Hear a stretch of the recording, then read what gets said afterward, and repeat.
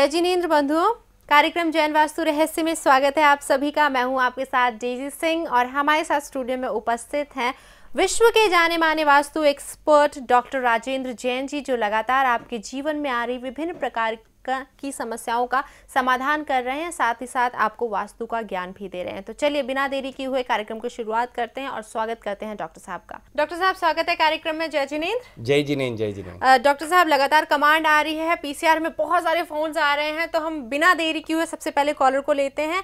उदय जी जुड़े हैं हमारे साथ पानीपत से। जी उदय जी, पूछिए क्या पूछना चाहते हैं। मेरा प्रश्न है जी, आप हाँ जी, में रहते हैं और हमको लैंड एनर्जाइज करना है तो कैसे कर सकते हैं?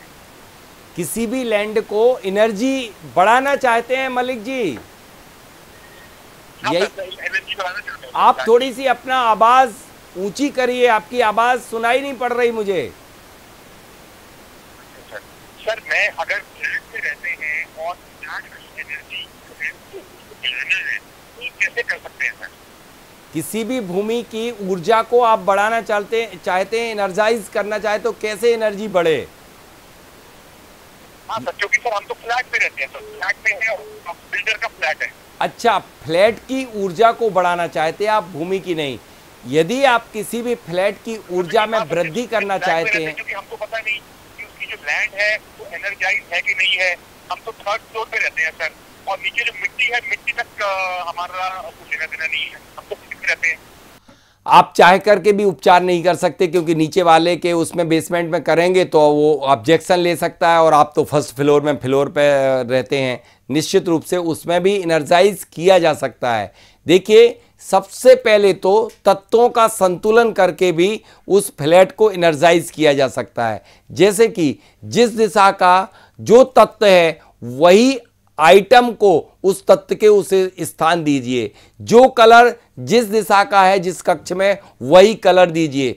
तीसरा उपचार है कि आप एनर्जाइज करने के लिए अपने मुख्य दरवाजे के ऊपर एक ऐसा बंधनवार टांगें जो 5 तत्वों का सम्यक संतुलन करने वाला हो और नेगेटिव एनर्जी को फिल्टर कर दे। जैसे कि पहली पोटली जो हो आपकी सफेद रंग की हो और उस सफेद रंग की पोटली में पीली सरसों हो, दूसरी पोटली जो हो और लाल रंग की हो उसमें सफेद सरसों हो, तीसरी पोटली जो हो वो आपकी पीले रंग की हो और उसमें गोमती चक्र हो, चौथी पोटली जो हो वो कोड़ियों की हो और वह हरे रंग की हो, यदि पांचवी पोटली जो हो वो नीले रंग की हो और उसमें गुंचू यानी जो होते हैं ना, वो गुंची जो होते हैं जिसे रत्ती बोलते हैं, लाल और काले रंग के होते हैं। ऐसे 5 पोटलियों का बंधनवार आप अपने दरवाजे पर टांग देते हैं। तो जिस तरह से कभी कभी ऐसा होता ना कि एयरपोर्ट पे आप जाते हो या किसी हॉस्पिटल में जाते हो तो ऐसे एग्जॉस्ट ऐसी हवा डाली जाती है कि वो क्लीनिंग हो जाती है। तो यदि कोई व्यक्ति जाएगा तो उसकी पूरी की पूरी एनर्जी क्लीन हो जाएगी, वह जैसे कि तैसे उसकी एनर्जी बढ़ जाएगी। एक उपाय ये उपचार, दूसरा उपचार करिएगा। तीसरा उपचार एक करिए कि कभी भी नीचे की एनर्जी ऊपर तक ना आ सके तो आप अपनी भूमि की 4 दिशाओं और 4 विदिशाओं में मात्र 1-1 ग्राम यानी कि 10 ग्राम मरकरी आप अपने 10 दिशाओं में इंजेक्ट कर दीजिए। 10वीं दिशा में तो होगी नहीं, मतलब 8 दिशाओं में कर दीजिए। इस तरह से मरकरी इंजेक्शन करके, और चाहो तो उस भूमि को कीलित कर दीजिए और उस भूमि के द्वार पावर आप जानते ही होंगे, डोर में पावर क्रिएट कर दीजिए। इस तरह से यदि आप अपने फ्लैट को एनर्जाइज करना चाहेंगे, एक और मैं ब्रह्मास्त्र बता रहा हूं जो कि आपके लिए बहुत ज़्यादा ऊर्जा का प्रवाह करेगा। कभी भी आप अपने ड्राइंग रूम में एक फिटकरी रखिएगा। कोई भी व्यक्ति आएगा तो फिटकरी के कारण उसकी निगेटिविटी जो है ना पूरी एब्जॉर्ब हो जाएगी, फिल्टर हो जाएगा। और तो आप अपने ड्राइंग रूम में फिटकरी, समय समय पर आप अपने फ्लैट में फिटकरी, सेंधा नमक और क्रिस्टलाइज नमक तीनों को मिला करके पोछा लगाइएगा। और उसमें तुलसी का जो तेल आता है और नीम का तेल, उसमें 5-5 ड्रॉप डाल लीजिएगा। देखिएगा क्या चमत्कारिक जादू होगा, आपके उस फ्लैट में एक अलौकिक एनर्जी क्रिएट होगी। और यदि इससे और आगे एनर्जाइज करना चाहते हैं तो भक्तांबर के 48 काव्यों का एक 48 दीप तैयार कीजिएगा गाय के घी से और आप अपने आग्नेय कोण पर बैठ जाइएगा और एक स्वास्तिक बना करके, यदि आप जैन नहीं है तो ओमकार का उच्चारण करके एक एक दीप उस स्वास्तिक पर स्थापित करते जाइएगा। एक ऐसी अलौकिक ऊर्जा क्रिएट होगी कि वह पूरा का पूरा फ्लैट एनर्जाइज हो जाएगा। मलिक जी समझ में आ गया आपको? जी सर समझ में आ गया सर। डॉक्टर साहब आगे बढ़ते हैं। अगले कॉलर कपिल जी जुड़े हैं हमारे साथ, ये भी पानीपत से ही जुड़े हैं। जी कपिल जी बताएं क्या पूछना चाहते हैं। और है टैंक पानी का साउथ वेस्ट में बनाना हो तो उससे हमें क्या नुकसान हो सकते हैं? यदि आपको साउथ वेस्ट जो स्थान है वो विसर्जन का जोन है, वहां पर सबसे ज्यादा नेगेटिविटी आती है। यदि उस स्थान पे बनाएंगे तो आपका सारा का सारा पानी प्रदूषित हो जाएगा और उस पानी का उपयोग करने का या स्नान पे करेंगे तो आपकी एनर्जी नहीं बल्कि एनर्जी कम होगी। यदि किसी सामग्री खाद्य पदार्थ में भी करेंगे तब भी वह ठीक नहीं होगा, या फिर आप उस पानी का उपयोग किसी भी उसमें करेंगे तो अच्छा नहीं होगा। और दूसरी बात, ये ड्राई जोन है और इसमें यदि जल जाएगा, गीला होगा तो यम का वास होता है, अग्नि तत्व का लगभग वहां से पृथ्वी तत्व आने लग जाता है, तो वहां पर आपके लिए मानसिक के साथ साथ आर्थिक नुकसान भी हो सकता है। इसलिए आप साउथ वेस्ट पे ना बनाएं। साउथ वेस्ट की जगह आप अपने चंद्रमा का जो वास होता है वो वायव्य कोण पर होता है। नॉर्थ वेस्ट में ही ओवरहेड टैंक सर्वोत्तम होता है, या नॉर्थ वेस्ट में बनाना संभव ना हो तो वरुण की दिशा होती है पश्चिम दिशा, उस दिशा पर भी आप निर्मित कर सकते हैं ओवरहेड टैंक। और भले ही साउथ वेस्ट को ऊंचा रखें लेकिन नॉर्थ वेस्ट एक ऐसा स्थान है जहां चंद्रमा का वास होने पर वहां पर आप चंद्रमा का स्थान यानी जल का स्थान दीजिएगा। और अगर सर हम WSW में बनाएं तो काम चल सकता है क्या? WSW यानी कि पश्चिमी नैऋत्य कोण पर बनाएंगे तब भी आपका काम नहीं चलेगा। इससे बेहतर है कि आप पश्चिम दिशा पे बना लें। पश्चिम दिशा में फिर भी चल जाएगा। WSW यानी कि पश्चिमी नैऋत्य कोण पर ठीक नहीं होगा और ना नैऋत्य कोण पर होगा। आप तो बहुत सारे लोगों ने, बहुत सारे वास्तुविदों ने इस देश में नैऋत्य कोण ऊंचा करने के चक्कर में ओवरहेड टैंक बनवा दिए, जो कि बिल्कुल गलत है। यह स्थान जल का कदापि नहीं है। यदि आप थोड़ा सा ज्योतिष का ज्ञान रखते हैं क्या कपिल जी? जानते हैं? तो एक कपिल, मैं आपसे जानना चाहता हूं कि ये स्थान किस चीज का होता है? राहु केतु का होता है कि नहीं होता? राहु केतु का होता है सर, बिल्कुल राहु केतु का होता है। राहु केतु का होता है। तो क्या पानी का स्थान राहु केतु का को बिलोंग करता है क्या? उससे संबंधित है क्या? नहीं, चंद्रमा ग्रहण लग जाएगा राहु के साथ। राहु के साथ, बिल्कुल। बहुत बढ़िया नॉलेज रखते हैं आप कपिल जी। निश्चित रूप से आप अच्छे एक ज्योतिषाचार्य भी बन सकते हैं, क्योंकि आपको एक ज्ञान है कि उसमें ग्रहण लग जाएगा और अमावस्या के समय तो वह पानी बहुत कष्टदायी हो जाएगा। इसलिए भले देश भर में वास्तुविद नैऋत्य कोण पे बनवा रहे हैं, ये नैऋत्य कोण ठीक कदापि नहीं है। इस पर कभी भी कोई ओवरहेड टैंक नहीं, बल्कि इसे ऊंचा स्थान जरूर बनना चाहिए, लेकिन जरूरी नहीं है कि हम उसमें कक्ष बना दें और दूसरी जगह अब ओवरहेड टैंक जहां बनना चाहिए वहां बना करके और दोनों को बैलेंस कर सकते हैं। एक प्रश्न सर और है छोटा सा, क्या पूछ सकता हूं मैं? बिल्कुल बिल्कुल, इजाजत है। वैसे तो एक ही प्रश्न की इजाजत थी, हमारा एपिसोड में और दूसरे कॉलर वेट कर रहे हैं, लेकिन कपिल जी पूछिएगा। लेकिन यदि कोई मैसेज ऐसा, जैसे कि अभी आपने प्रश्न पूछा, ये देश के हर व्यक्ति के काम का लायक है, ऐसे पूछे तो आप 5 प्रश्न भी पूछ सकते हैं। सर दूसरा प्रश्न मेरा ये है कि अगर हम एक फैक्ट्री के अंदर हमें कुछ गर्म पानी को, जो हमारा आउटलेट निकलेगा फैक्ट्री से, उसमें गर्म निकलेगा, उस गर्म पानी को हम क्या नॉर्थ ईस्ट में स्टोर कर सकते हैं? उस पानी का टेम्परेचर कम से कम 2 डिग्री होगा। बहुत बढ़िया। ये भी कपिल जी आप बहुत, मतलब मैं कहता हूँ आपकी बुद्धि कुशाग्र बुद्धि है।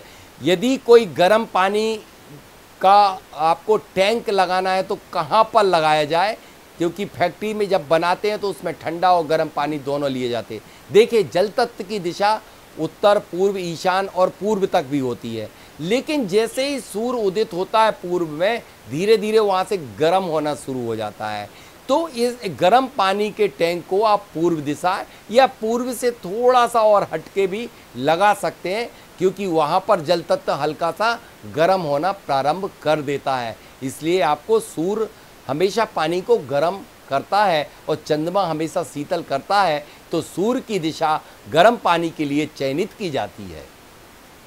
ओके, तो हम टैंक अंडरग्राउंड गर्म पानी टैंक अंडरग्राउंड, हाँ अंडरग्राउंड टैंक भी बना सकते हैं, चूंकि यहाँ पर खोदा भी जा सकता है। यदि ऊपर भी गर्म पानी का टैंक रखना हो तो वह पूर्व दिशा, ऊपर का मतलब बहुत ऊपर नहीं, टॉप पे नहीं, उसे भी हम रख सकते हैं, टैंक लगा सकते हैं। लेकिन अंडरग्राउंड टैंक यदि गर्म पानी का रखना हो तो पूर्व दिशा में ही निर्मित करें। जी डॉक्टर साहब, आगे बढ़ते हैं। कॉलर्स एक के बाद क्वेश्चंस इतने पूछ जाते हैं कि अगले कॉलर्स प्रतीक्षा ही करते मैडम आपकी तो प्रतीक्षा करते हैं, लेकिन जब यदि मेरा मोबाइल खोल के देखा जाए तो एक दिन में कम से कम 500-600 व्हाट्सएप आ जाते हैं, इतने प्रश्न आ जाते हैं कि कई लोग बोलते हैं, मुझे लिखते हैं कि सर आप तो मूडी हैं, आप तो ऐसे हैं, आप देखते नहीं हैं, आप ध्यान नहीं देते। मैं कितनों का जवाब दूं? जाहिर सी बात है, जाहिर सी बात है, हमारे दर्शक देख ही रहे हैं कि एक व्यक्ति जब आपसे जुड़ता है तो बस अपने आप में ही खो जाता है, उसको मानो अपनी सारी समस्याओं का समाधान ही मिल रहा है। डॉक्टर साहब आगे बढ़ते हैं। अगले कॉलर चेन्नई से मुकेश जी जुड़े हमारे साथ। जी मुकेश जी, बताइए क्या पूछना चाहते हैं? जय जिनेन डॉक्टर साहब। जय जिनेन, जय जिनेन। मैं मुकेश बोल रहा हूँ चेन्नई से। बोलिए बोलिए मुकेश जी। मेरे घर में मैं कोई सस्ते उपचार बताइए जिससे मैं अपने घर का सारा वास्तु दोष निवारण कर सकूँ। मैं ज़्यादा बहुत गरीब आदमी हूँ। देखिए, ये वास्तु शास्त्र सिर्फ अमीरों के लिए नहीं, हर व्यक्ति के लिए है, क्योंकि सूर्य ऐसा नहीं है कि एक किसी पर्टिकुलर संप्रदाय के लिए हो, कि एक सूर्य सिर्फ हिंदू के लिए उदित होता है, जैन के लिए नहीं या मुस्लिम के लिए नहीं, यह समान रूप से अपनी किरणों को प्रसारित करता है। इसलिए वास्तु के सिद्धांत भी सभी पर एक समान ही लागू होते हैं। यदि आप सस्ते सरल उपाय जानना चाहते हैं तो आप मुकेश जी एक काम करिएगा, 5-10 रुपए का उपाय बताता हूं। एक जो वास्तु है वो मूलतः ऊर्जा पर आधारित है, और सारी नकारात्मक ऊर्जा को पलायन करने के लिए आप अपने घर के नैऋत्य कोण पर एक पीला ध्वज लगा दीजिएगा। वह 24 घंटे आपकी समस्त प्रकार की नकारात्मक ऊर्जा को पलायन करता रहेगा और आपके पूरे भूखंड में सकारात्मक एनर्जी क्रिएट होगी। दूसरा उपाय है कि आप अपने घर पर सुरक्षित रखने के लिए और जिससे पॉजिटिव एनर्जी प्रवेश करे, उसके लिए आप अपने मुख्य दरवाजे पे 2 द्वारपाल रख दीजिए या फिर चित्त से अंकित कर दीजिएगा। तीसरा उपचार मैं बताता हूं 100 रुपए का। 100 रुपए में पूरे घर के 5 तत्वों का सम्यक संतुलन हो जाएगा, क्योंकि वास्तु की परिभाषा यही कहती है 5 तत्वों का सम्यक संतुलन करने का नाम वास्तु है। तो 5 तत्वों का सम्यक संतुलन कैसे किया जाए? आप 4 रंग के कपड़े लीजिएगा, पीला, हरा, नीला और लाल। अब नीले कपड़े के लिए आप उत्तर दिशा में किस तरह से नारियल लें, सफेद सरसों लें, पीली सरसों लें, गोमती चक्र, ये सफेद सरसों, पीली सरसों, गोमती चक्र, और आप 4 कपड़ों को रूमाल के बराबर लीजिए, 4 नारियल उनमें रखिएगा। इस सामग्री को लेकर के रक्षा सूत्र से बांध करके तैयार कर लीजिएगा। अब ईशान कोण पे नीला रंग का नारियल टांग दीजिएगा अपने भूखंड के, और आग्नेय कोण पर लाल रंग का, नैऋत्य कोण पर आप पीले रंग का और वायव्य कोण पर आप हरे रंग का। इस तरह से 5 तत्वों का सम्यक संतुलन सिर्फ 100-150 रुपए में हो जाएगा, और यह 3 उपाय आपके लिए टोटल 500 रुपए में समस्त प्रकार के वास्तु दोषों का निवारण सस्ते और सरलतम तरीके से मुकेश जी आप अपने घर में सकारात्मक ऊर्जा की अभिवृद्धि करके और आप शांति और सुकून से जीवन यापन कर सकेंगे। जी डॉक्टर साहब आगे बढ़ते हैं, अगले कॉलर से बात करते हैं। रंजीत मल जी जुड़े हैं हमारे साथ पाली से। जी रंजीत जी, स्वागत है आपका कार्यक्रम में, बताइए क्या पूछना चाहते हैं? फादर जय जिनेंद्र चरण स्पर्श। हाँ जय जिनेंद्र पाली से। जी जी जी जी बोलिए। मैं ये पूछना चाहता था कि जब ब्रह्म मुहूर्त में उठे जी तो मिट्टी तो दिन के हिसाब से चेंज होती है, तो पहले कौन सा स्वर और कौन सा पैर नीचे रखें? दिन की मिट्टी या रात की पे जो मिट्टी आती है तो उसमें रखें? इसका शंका समाधान करें।